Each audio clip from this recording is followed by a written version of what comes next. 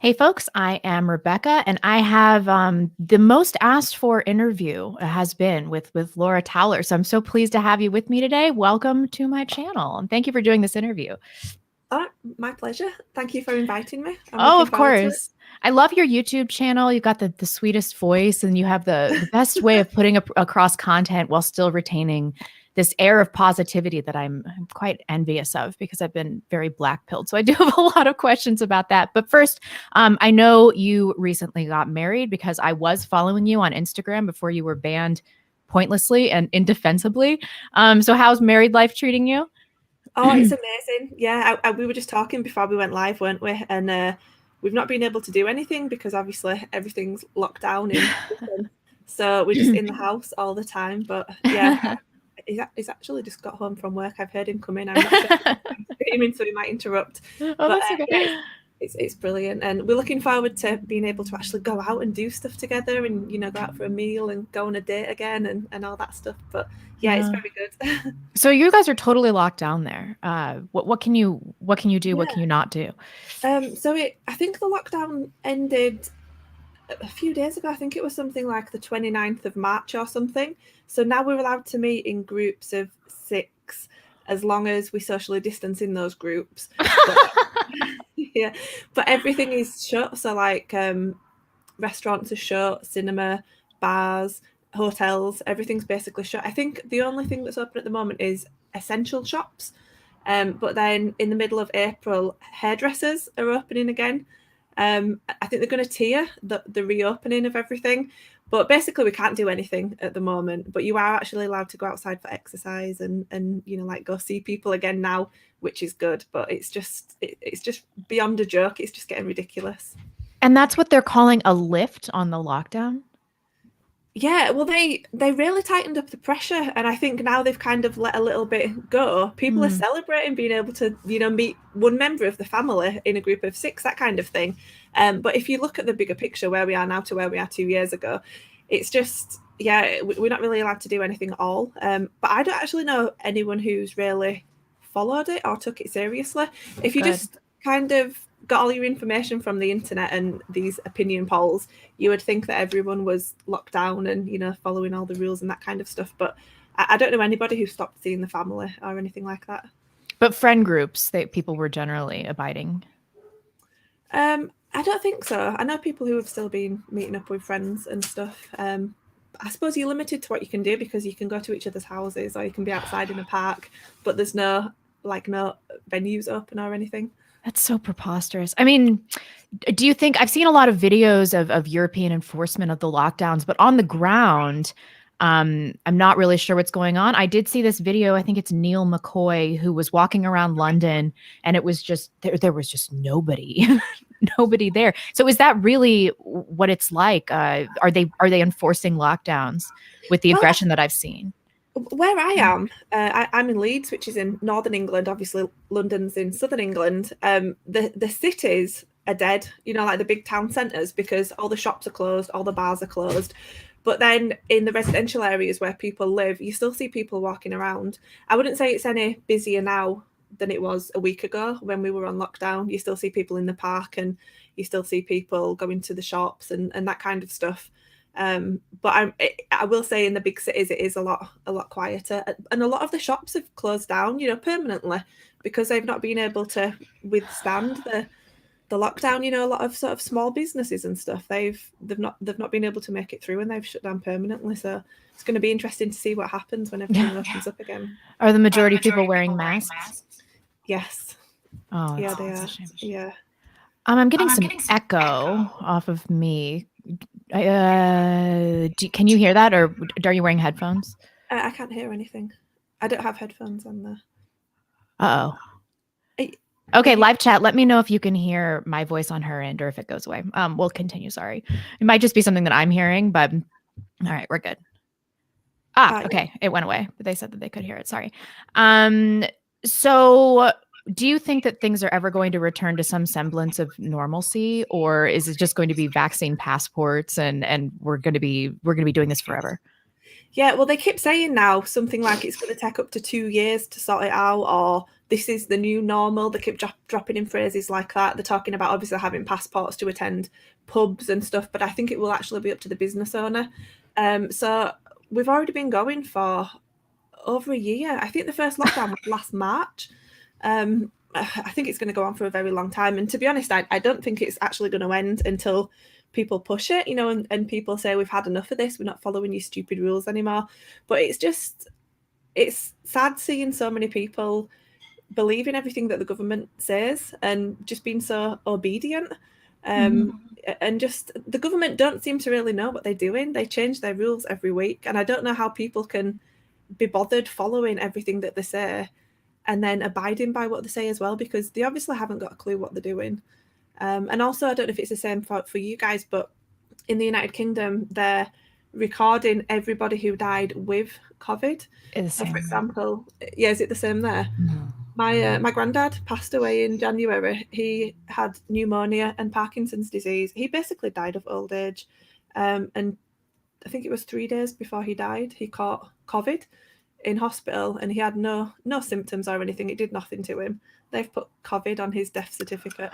And it's just disgusting. So we have these really high numbers of this is how many people have died with COVID, but they haven't actually told us how many people have died of COVID. Yeah, over here they were even doing that with head trauma and things like that. There was this motorcycle accident where somebody died, because of COVID, but really it was just head trauma. I mean, I'm seeing so much compliance over here as well. It's very disappointing because I used to have this haughty attitude, like the American spirit is so independent and that this is why we left Britain and blah blah blah. But it's exactly the same over here. I'm seeing so much compliance, and now I'm like, now that I'm seeing the West just fall into line, I'm like, America's no different. We have no American exceptionalism. I've just lost all my patriotism and I just don't care. So I really admire what you're doing. I have a lot of questions about that. It seems like there's a stronger sense of European identity and British identity and your group, the Patriotic Alternative. It really seems like you want to resurrect your culture specifically, and that's such a big part of your identity. Is there anything that would cause you to leave? To leave Britain? Yeah. Oh, no. No way. I depending on how bad things get in the future, I reckon I'll probably be maybe one of the people who goes down with the country. I don't know. But hopefully we'll win and we'll get a chance to rebuild something new. But I mean, all white countries or all Western countries, apart from a few exceptions, are basically going through the same thing that we're going through anyway. So if we were to move to, I don't know, somewhere on mainland Europe or Australia, I mean, what's to say that the same thing isn't going to happen to them? Right. I know there are countries like Hungary and Poland, which are a bit more conservative or culturally right-wing, but I worry that they'll get their grips into them as well. I think we need to fight for our country. I can't imagine me and my husband and our future family moving anywhere else. That's lovely to hear because we've really lost that in America. I mean, I don't speak for everybody, but when I think about sacrificing for my country and everything like that, I'm like, why? Like, why would I do that? Because I don't feel a strong connection with America, and I don't believe in even our founding principles anymore. So a lot of Americans that feel the same way, that feel disaffected, have this elaborate fantasy of European repatriation. And I was just wondering if you see any feasible way forward, or if that would just really piss off Europeans. I mean, so many of us are 99% Western European, 99% Northern European. I'm over 90% English, and I have all these fantasies of moving to the English countryside and raising these lovely British children and everything. And it just seems like they will take all the Muslim migrants, but I have no way to get there. And almost everybody I know with English heritage and Irish heritage, nobody has right of return because they don't have one grandparent, which I think you can only do in Ireland, that was born there. So is there any feasible way for Americans that are feeling disaffected to repatriate? Would that be something you guys are even open to? Yeah, well, first of all, I get asked this question all the time because we have a lot of supporters in America and Britain, and we would absolutely love ethnically British people to come back to Europe, or Northwest European people to come back to Europe. And we could never do it on DNA because I don't think there would ever be a way where we can say if you have a DNA test and you're ethnically British, you can come in. I think that I would like to do that, but I think it would be too discriminatory and we would never be able to pass it. But there should be a way where you can do it if you have evidence of maybe a grandparent or a great grandparent having citizenship in Britain or being born in Britain, that kind of thing. Because before 1948, we were pretty much homogenous anyway in Britain. We didn't start with mass immigration until Empire Windrush in 48. So if you've got ancestry dating back to before then it's like 99.9%. There's a 99.9% chance that you're ethnically British. So if we could do it based on the citizenship or the nationality of your grandparents, that might be a way that we can do it. But yeah, I totally would want, you know, people in Australia who are mainly British and people in Canada and even the Boers in South Africa. I'd love them to, if they're, you know, struggling over there with all the problems that they're facing, I'd love them to come to Britain. And they integrate, they might not be British, but they integrate a lot more than the people that we're getting. That's definitely true. Well, that's good to hear. I mean, maybe I can keep this fantasy alive. Although I'm sure the powers that be would never allow it. I heard you earlier mention building something new, and although I'm pretty black-pilled, especially about the situation in the U.S., that's what we should be focusing on: building something new. And I think that the way to do that is to keep the flame of Western culture alight while we're under attack, and then to kind of take a step back where we can and see what new thing that we can build, that we can protect. Do you think that that's possible? I mean, we talk a lot about balkanization because we have so much space in the States, but what does that look like to you in Europe? We're trying to go down every path that we can go down. So we've submitted a bid to be a political party, but the Electoral Commission aren't letting us through. And they've declined us, I think, 4 times now. And they're declining us on the most finicky, irrelevant, stupid things that they've let other parties through with. They're declining us. I won't tell you the ethnicity of the 4 people who've declined it. None of them are British. So we're really struggling to go down the official sort of democratic route because they're just not letting us do it. So our focus at the moment, and this will be a long-term focus no matter what happens with the Electoral Commission, but it's been community building and activism, because they can stop us from ever, you know, ruling the country, becoming prime minister, all that kind of stuff, but they can't stop us from making communities. Patriotic Alternative has been going now for 18 months, and we currently have around 15,000 supporters. Those are active supporters, people who have signed up with us to do stuff, whether it's something online or something in real life. And I would imagine that we actually have supporters as well who kind of watch on but haven't signed up for anything. So this network that we're creating, they're just the best people, just kind, passionate, brave, patriotic, hardworking people. And if it comes to the point where the demographics of the country just keep getting worse and worse and worse, and we end up having to rebuild, I don't know, we could start with our own village, you know, and all go live near each other and build it up from scratch again. We've also got an alternative curriculum on the website, which has been created by teachers for parents who want to home educate their children. There are all sorts of stuff that we do. We have a homeless outreach initiative. We have litter picking groups across the country. So yeah, it's just about being there for each other really, and creating something new. But I don't know how bad it's going to get. If things keep going as they are, then by around 2060, British people will be a minority in Britain. That's ethnically British people. And then we're already a minority in London, Leicester, Luton, Slough, Birmingham, places all over the country. And I think as that figure continues to drop, crime will continue to rise. Our people will continue to feel atomized and like strangers living in their own homes. And then, you know, outside groups will continue to behave like victims and demand reparations and all this kind of stuff. And our people will feel more and more and more guilty. And it's just about getting those people early and telling them that you shouldn't feel guilty for who you are. You should feel proud. You don't owe anybody anything. Come and be part of our community, and let's see what we can build. That's so lovely. And you recently made this video. Her name escapes me. She's this Indian politician, but she basically said on Twitter that the multiculturalism is a punitive measure because of the British Empire. And I actually laughed when I saw that, because, and you mentioned this in your video as well, but I love it when they tell the truth, you know, when they tell the truth, even if it's on accident or accidentally. I think that she probably knew what she was doing. It seemed like she was angry.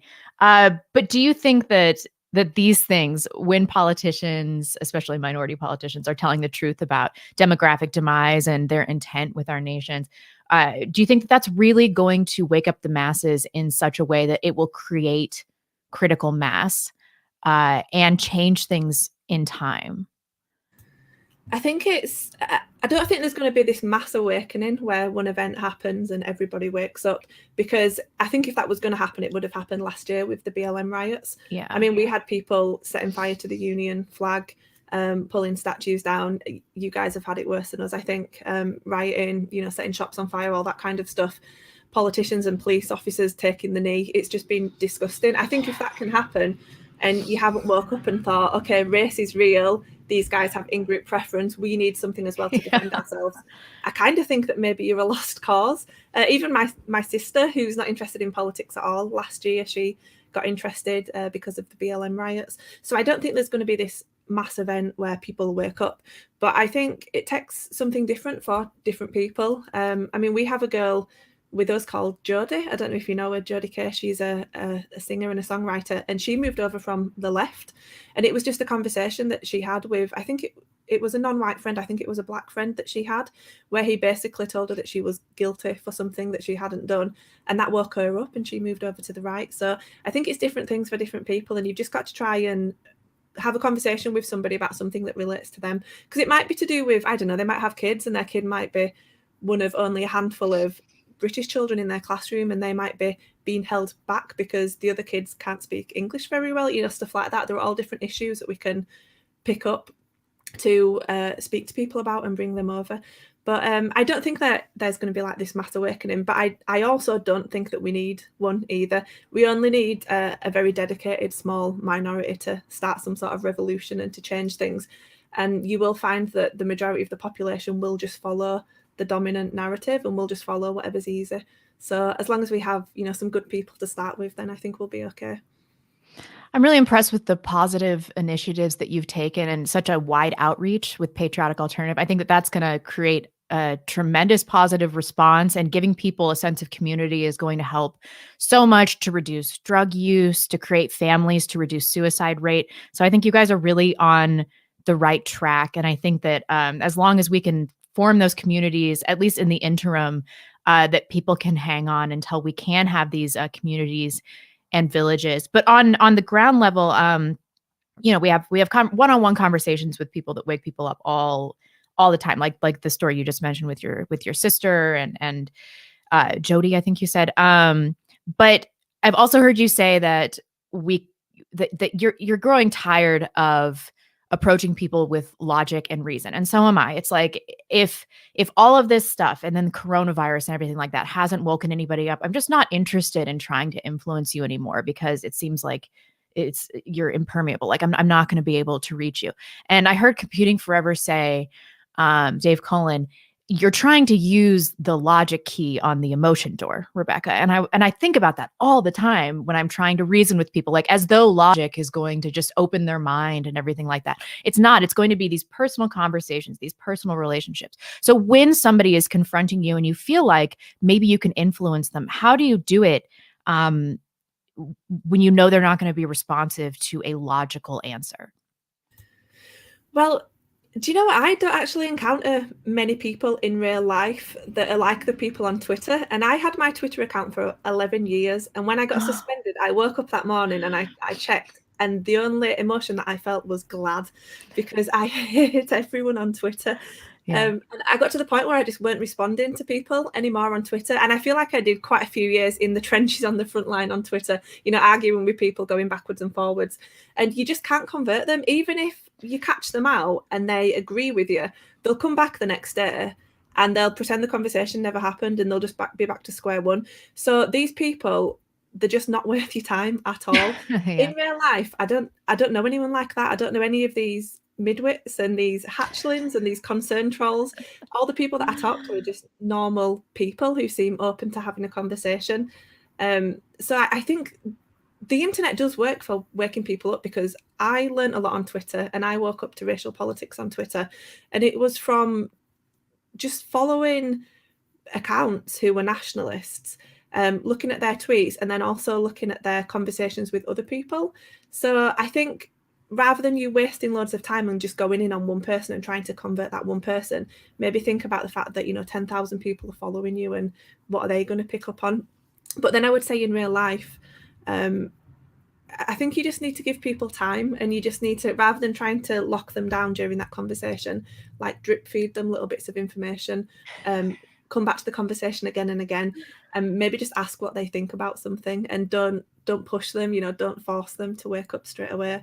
And it does work. I mean, my dad, just to give you another example, I don't know if you saw Teagate last year, but I was in all the newspapers because I had an argument with Yorkshire Tea on Twitter. Oh, yeah. Yeah, all the newspapers were calling me a neo-Nazi and a white supremacist and all that stuff. And I never really spoke to my dad about politics. And because I was in all the newspapers, I thought my dad's going to see me in the papers. I'm going to have to speak to him.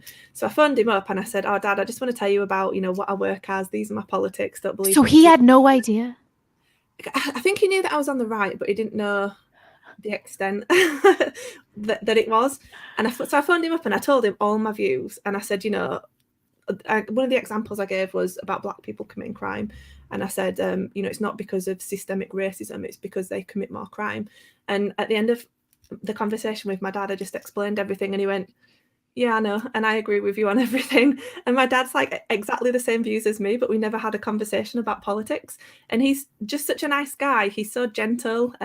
He works in a manual job, but then he also is the local church caretaker as well. He helps to clean the garden and all that stuff. And you would never expect that he had the same views as me, because he just comes across as somebody who's so kind and forgiving. But he did. So I think sometimes we do underestimate, the everyday person, maybe even people we know. I think that they're not as stupid as the media might paint them as being. Oh, of course not. And I'm sure they're having interactions with people all the time that are informing their worldview. That's just how humans are. So to act like they're not noticing the demographic replacement of their beloved home country, I mean, is a preposterous notion. People are tuned in to what's going on, whether or not even they realize it. And I think most of the time they do. But I am amazed that you take so much heat in terms of racial awareness and patriotism. Everything I've heard you say has been relatively uncontroversial. It's been fact-based statements that were nearly universally held viewpoints just a few decades ago. Just a few decades ago. This is how everybody thought. Yet here we are. What do you think has been the single most precipitating event in the last few years? Although this is kind of a BS question because it's been so many things. So you can answer a few things if you want. That has kind of projected us into this topsy-turvy realm where our lives can be totally destroyed for making plain observations. I do think the BLM riots last year was fundamental, because anybody who spoke out in opposition to it were put on this platform and just completely abused and ridiculed. And I think that it forced a lot of people to stay quiet about it.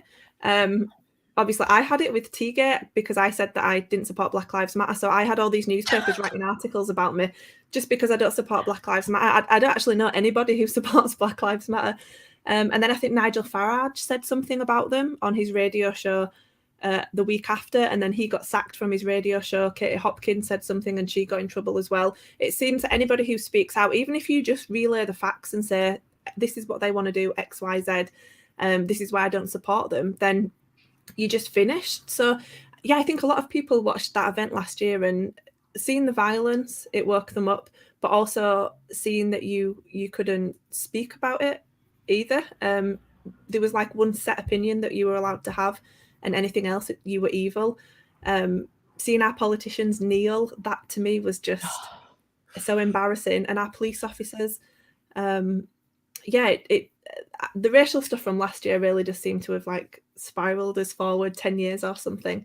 But I think that's probably the biggest. And also that's the event that woke the most people up and brought them to patriotic alternative. A lot of the messages that we get are saying that, I came over to nationalism last year because of BLM. So they do us a favor, really. What about coronavirus? Has that in the United States? I think that has probably been more influential in terms of waking people up than our racial issues, which are they got really bad around Ferguson. So all the Black Lives Matter stuff, it's kind of just it's kind of snowballed. This is not really a new thing for us, but coronavirus has been a tremendous divider, because even on the right, we still have some people that are believers in this media narrative. And I know your grandfather supposedly died of COVID, but if the media wasn't telling people, I don't think anybody would know that this was happening. You would just see an old person die of pneumonia or something like that, and they wouldn't be investigating their death, because, old people die all the time from a variety of causes. So people here, especially in North Idaho where I live, they will see somebody in a mask and they will just stare that person down. There is a huge division going on because of coronavirus. How has that contributed to the political climate in the UK? Well, it's interesting because the left seem to be the ones who are supporting the mainstream narrative, listening to the experts, listening to the government, even though they're the underdogs, the ones who are against the establishment, supposedly. Oh, yeah. And then the right are the ones that are questioning everything. And it's interesting to see these, like Antifa, for example. It's interesting to see Antifa, who are supposed to be totally anti-establishment and against the system, the fascist system, as they call it. Boris Johnson's apparently a fascist. They just listen to everything and follow all the rules. And then you've got nationalists who obviously in reality are the ones who are fighting the system. We're the ones who are having our borders opened, and we're the ones being put in prison for hate speech and all that kind of stuff. They're less trusting of the government. And I think that tells a lot, really, because the left, all of their views, whether it being pro-LGBT or pro-open borders, pro-diversity and tolerance, they're reiterated through their brains from the moment that they're born to the day that they die. They hear it at school, they hear it at university, they hear it in the media, they hear it from politicians, they see it in advertising, they hear it and see it in Hollywood. It's constant, and their lives are just, they must feel like they're wrapped up in cotton wool or something, because they have the privilege of actually trusting the government and believing what the government say. I don't trust anything that the government says. There was a report done 2 months ago, which was about hateful extremism, and they named me by name in the report, basically saying that I haven't broken the law with anything I've done. So they want to change the law and have this new category called hateful extremism so that I can be a criminal. They mentioned other people too, including my colleague and friend Mark Collett. So I don't trust the government at all, because I know that they don't care about us. But yeah, the left do. When it comes to COVID, they're the ones wearing the masks. They're the ones that are behaving and following all the rules.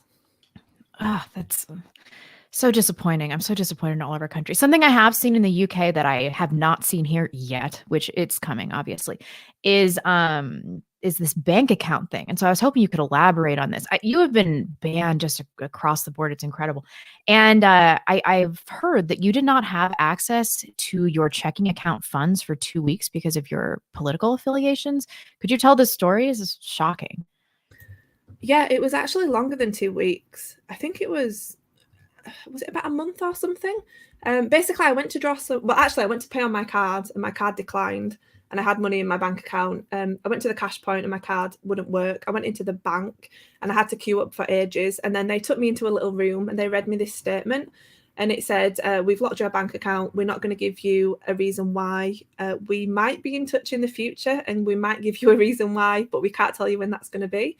So I was like, okay, can I have access to my money then? Because I was in Leeds City Centre and I had to get home, which is about 8 miles away. So they wouldn't give me any money out of my bank account. This went on for about a month, and they wouldn't, when I phoned them up to speak to them on the phone, they wouldn't tell me anything. They wouldn't give me any of my money or anything like that. It went on for about a month. And then eventually I was with Santander, by the way. I went to my local branch again, and I'm just going in and like kicking off all the time because I was really struggling to live and get by. Yeah. I went into my local branch and they basically told me, oh, we've closed your bank account down. We don't have to give you a reason why, but we've agreed to give you your money in your bank. I was like, well, that's nice of you. Thanks for giving me my own money. But they wrote me a check and I didn't have a bank account, so I couldn't do anything with the check. So yeah, it was just a nightmare. But basically, I asked for a freedom of information request to find out why they'd closed my bank account down, and they'd redacted loads of information from the freedom of information request, so I couldn't see why. But it came from outside the bank, so it came from someone who has the power to tell the bank to shut someone's bank account down. And they did it to Mark at the same time, which is why we know it's political, because I was with Santander and he was with HSBC, and it happened to us both on the same day. Yeah, so not allowed a bank account, and I haven't done anything wrong, but yeah, it's mental. That's shocking. I mean, well, this is coming for all of us. I feel like if somebody like you or Mark is being labeled an extremist and they're trying to retroactively change the law to make you seem like you've committed hate crimes, at some point this will come for the average British citizen as well. So, if you get in this kind of situation where you've been canceled and they're canceling your bank account, I mean, how have you made it work? How do you operate in the face of such discrimination? Well, I think being a nationalist, you are always jumping from one thing to the next and always trying to find ways to do stuff. I don't think people understand how difficult it can be when you are public, with your name and face out there, because I run a business as well. I own my own tea company, Grandma Towlers, which was named after my grandma. And it was so difficult to set it up because I couldn't use a mainstream platform. I couldn't use a mainstream payment processor. I had to be careful with all my suppliers so that the public wouldn't find out who they were and then harass them. You do kind of live every day looking over your shoulder, I think, wondering if you're going to get shut down from something or suspended from something, or you're going to have committed a new sort of crime tomorrow. But luckily, I live with my husband, and he's involved in politics as well. Sam, he's the Yorkshire regional organiser, but he hasn't been attacked by the establishment as much as I have yet. But we support each other, and then also I have a very good family, so my family help me out if I need anything, and I also help them out. So yeah, it's just about us supporting each other, I guess, and seeing how we can get on. But it is difficult, people on the internet, when they're anonymous, I don't think they understand sort of how much you put at risk really when you are public. It does get quite tough.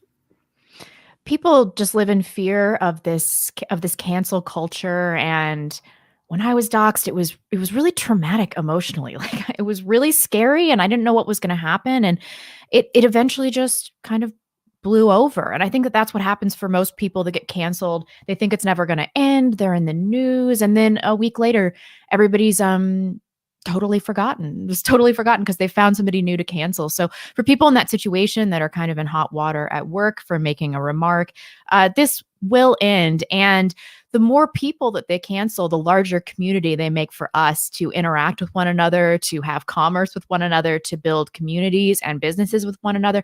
Pretty soon, so many people will be canceled that we can all just do that with each other. We can have our own banks at some point too. But I think for women, this is particularly difficult emotionally, because I don't think that we're really able to steel ourselves in the way that men are. So I'm really happy that you have a husband that knows what's going on and that he's really supportive of that. So I did want to kind of ask some questions about femininity and traditionalism, because I know you were just married and you do have a really strong voice on the right. And there is this attitude that women shouldn't be in politics. And for the most part, I agree. I mean, I look at the disastrous situation in America, especially, and the leftist women, and I'm just like, no, we shouldn't be able to vote, and we should all get out of politics. So, but which is hypocrisy because of my voice on YouTube and everything like that. But what do you think the female role should be for nationalists and European nationalists, especially? Should we be really vocal, or should we tend to try to stay at home and support our husbands, or can we do both? Well, I agree with you. I think we're on the same page, because I don't work in politics because I have this dream of being a career woman and, being in the public eye and all that kind of stuff. I'm actually very introverted and I feel completely smothered doing this sometimes. But the reason that I do it is because I feel like I have to, because not many other people are stepping up. And my dream job is, I guess I would like to maybe just do a bit of writing, maybe anonymously, and be a housewife to Sam. And we're working towards having our own family now as well. And I'd like to focus 100% on that and not really have to work in politics. But yeah, like I say, I just think that not many people have stepped forward. So I kind of am a reluctant minor figurehead, I guess. But I do enjoy it, and I do think I can do my job well, and I do think I get a a good response from people for being the deputy of Patriotic Alternative. It's very rewarding, and it's nice working with Mark as well, and it's nice being part of the community. But I think a lot of the people who complain about women don't actually do anything themselves. So Yeah. if you can give me a man in Britain who wants to be the deputy leader of PA, who can do a better job than I can, then I'm happy to stand down. You know, people moan on the internet, but not many people step forward themselves.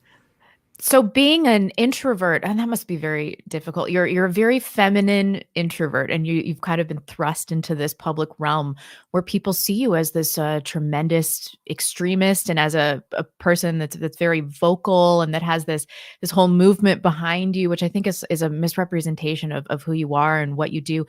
Do you feel like being a leader in Patriotic Alternative runs contrary to your introverted nature, to your femininity? How do you kind of square that circle?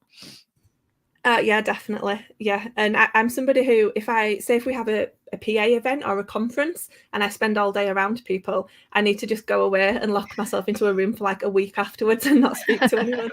But I am actually, obviously, I'm not the leader, I'm the deputy leader. So I see my role more as a support role to Mark, and he's the alpha at the top, and I more support him. And we have a good dynamic between us. I think I'm obviously more feminine and softer, and I can soften the look for nationalism, which I think helps bring more people over. And then obviously he's got the more experience than I have, and also he's a lot more ruthless as well, I think. So yeah, we just work together well.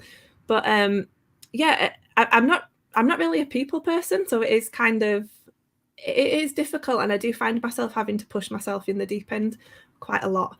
But like I say, it is a rewarding job, and I can't complain about it. I do really enjoy it, and maybe one day I won't have to I won't have to do it anymore. Yeah. Yeah, this job does feel obligatory sometimes. I'm with you there. Do you think that marriage has changed your concept of femininity? You seem like you've been really consistent about the female role for as long as I've seen you in the public sphere.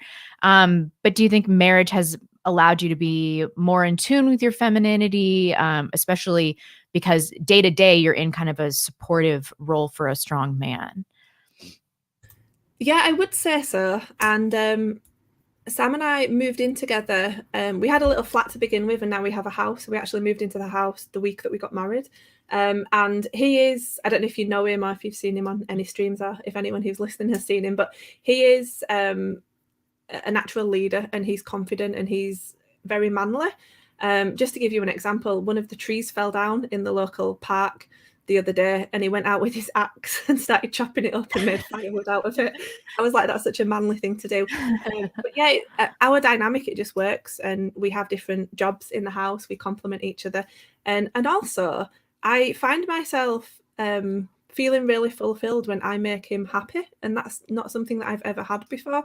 Even if it's just something like preparing a meal for when he gets home, or doing all the washing and putting it away, or making the bed, or cleaning up, that kind of stuff. Feminists would probably kill me and say, you shouldn't feel happy because you've done a man's washing. But I actually really like to make his day easier, and really like to please him in that way. And I know that it works both ways as well. Just another example, he just made a shoe rack. He made it out of wood. Because I had too many shoes, he had too many shoes, they were all over the floor, we were tripping over them. He did that, and it's just a little thing that makes me a little bit happier. And I think that's how the dynamic should work between male and female, really. We have different roles, we have different strengths and weaknesses, and it works together. I love hearing that.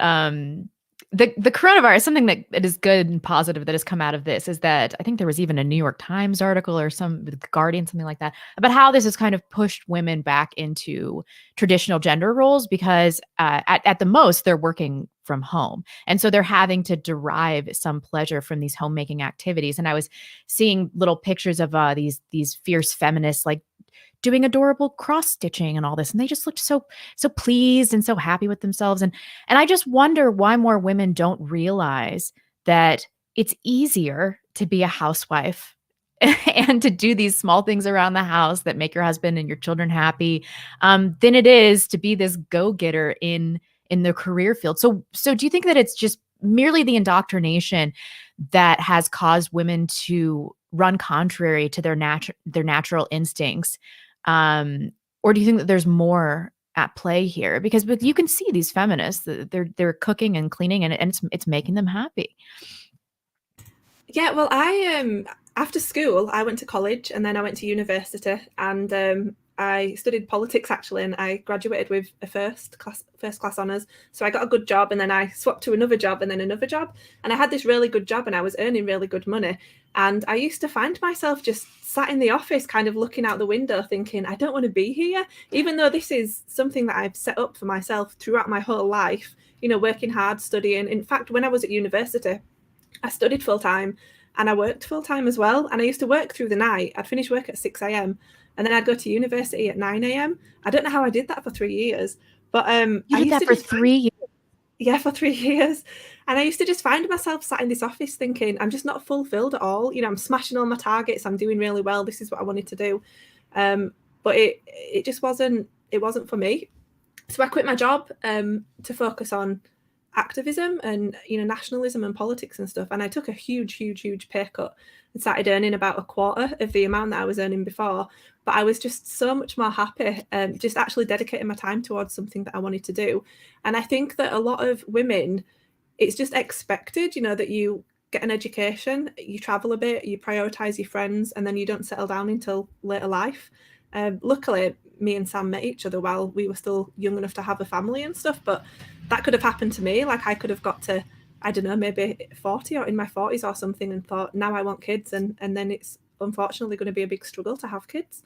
And also, if we look at the happiness trends of women, they've been gradually declining since about the 1960s. And in the 1990s, men actually became happier than women for the first time, because women's is dropping so rapidly. And I think when women lived under the natural dignity of their sex, and, you know, they had a fulfilling role raising children, and, you know, not having to worry about all these bills and, you know, money and hierarchy and status and stuff, I think women were happier. I'm not saying it's the case for every single woman, because obviously it's not, but I think for the majority of women, they were happier in the olden days than they are now. That's true. It's remarkable to think that even in a pre-medicine era, a pre-germ theory era, people would lose so many of their children, but they still had more purpose in life. And I think they were happier. And I like what you just said. Did you say natural dignity for women? Yes. That's a very kind phrase. I think I'm going to adopt it. But it's just remarkable to think that when people had much harder lives, that they still were deriving so much more satisfaction, because they were doing what they were supposed to be doing. And I had a similar experience where I went to college, and I got these kind of high pressure jobs that I just failed at miserably. I was not smashing all of my targets, but I was dissatisfied, because I was thinking, is this what my life is going to be? And luckily I made it in time, and I have a child now, and hopefully more to come. But it could have been an absolute disaster, and I could be looking around at my life in 10 years, childless and some meaningless job that I hate. And then what does the next 40 years of your life look like? I mean, what do you do if you're in that situation? And I have a lot of pity and sadness for women that have been sold this bill of goods and that have bought into it. And my heart really goes out to them, because they've been lied to. And so I think that one of the roles for nationalist women should be telling younger women, you are under no obligation to get a high pressure job. Nobody's going to think that you're better for it or more well rounded for it. You're under no obligation to get an education from outside sources. If you are self educated and you're reading and you're doing a good job, that is enough. That's absolutely enough. And if you're satisfied in your job as wife and mother, and you're fulfilled by that, then and that makes you whole, then I congratulate you, and you need to seek nothing beyond that. So do you think that there's any way that we can really target young women? And have you seen this effect in Patriotic Alternative? I do get emails from women every once in a while, like, I wasn't interested in having kids until I started watching your video. I'm 22. I'm like, right on. That's so great to hear. So are you having the same kind of experience with people in your group? Yeah, I think something like 90% of my YouTube followers are men, because obviously the topics that I talk about. So I get a lot of men who are older come to me and say they just can't find a decent woman because all the women where they live are just, crazy purple-haired feminists that support the Labour Party and that stuff. But I do see the other side as well. I have some friends in real life who really do want to settle down and they just can't find a nice enough guy. They've been messed around by certain men and stuff. So I think that both sexes need to do better for each other and try and, work on self-improvement and be worthy of a good partner. And I also think that having positive role models is a good thing. The work that you're doing with the streams that you did with Robin on motherhood were brilliant. I watched them. And also, I don't think it just needs to be women talking about politics, just anything. Before I got suspended from Instagram, I used to follow sort of like fashion, fitness, exercise accounts, and they were all massive lefties. They wouldn't tweet about it constantly. They'd maybe tweet about makeup, but then they'd put up like a Black Lives Matter post in the middle of everything. And it's like, can you just stop? Can I just enjoy makeup without this indoctrination dripping in all the time? And wouldn't it be good if we had females that spoke about like lifestyle stuff or fitness stuff or fashion stuff, but then they didn't drip in anti-white, pro-diversity stuff. They actually dripped in traditionalism instead. So I think it's up to us to try and, at least get some role models in all sectors, really. I think that's definitely true. And we should also be trying to infiltrate media as much as we can. I love Murdoch. It's so funny. I can't get enough. And I just wish we had, more of that, more people creating art in that way. And I would love to take over the cultural narrative by doing that. And I'm always hearing from the left that we're dog whistling. And I'm like, well, yeah, I do it constantly. Of course I'm dog whistling. I mean, you guys have total control of the narrative. Every commercial I see is like some Jewish guy with a black wife and their 3 kids. I'm like, that couple does not exist. Like, there are like 5 couples like that in America. And it's every commercial. It's like, you guys are I'm constantly being inundated with this propaganda. Like, why can't we do it? Just a little bit. And I know some of these people are hiding their power level on YouTube. I know they are, because I follow a lot of like Christian homemakers with 7 children in Missouri, and they never talk about politics. They never say anything at all that's pro or anti-diversity. But I'm like, you live in Missouri. You've got a ton of kids. You live on a farm. There's no way that you are peddling this BLM nonsense. So yeah, if anybody has any special skills and they want to start a YouTube channel or an Instagram account about fitness or makeup or all this stuff that women love and are interested in, and they just want to drop in some pro-white agenda stuff, I'll help promote your account. I'll do it, because I still have an Instagram account, remarkably. I did have one more question for you. I saw that you stopped making YouTube videos voluntarily, and that is a great decision. I'm still on YouTube. Don't know how. I must not be talking about important enough stuff. I think it's such a wise move to try to build your alternative platform. I really don't know how either of us have managed to survive this long anyway. So feel free to, in this interview, saying anything you want to, because if my channel got nuked in this interview, I'd be totally pleased. But I did want to ask you, what issues do you think are the most taboo? Because it seems like racial issues are pretty taboo, but Stefan Molyneux got banned, and I've never heard him talk about Judaism before. And I feel like there's not really a method to the madness in terms of who they're banning. They seem to be harder on people in the UK. But what do you think is the single most taboo issue that if you avoid it, you can stay on YouTube? Yeah, it's interesting because I still have my YouTube channel, but I've noticed that so many people are being unsubscribed from my channel. Right. And I've even had messages from people saying that they were halfway through watching one of my videos and they became unsubscribed. I get, I don't know, maybe 10 messages a week from people saying I've had to resubscribe to your channel. YouTube kept putting my videos into limited state. They demonetized my channel. They put age restrictions on my videos so that then they don't show up in recommended for everyone. And I just got sick of jumping through hoops, really. Mm-hmm. I just thought, I'm just not playing your game anymore, and I'm not looking over my shoulder and checking that I still have my account. Screw it, I'm going to quit. So my account is still up so people can find my videos, but I've only been uploading videos to BitChute and Odyssey recently.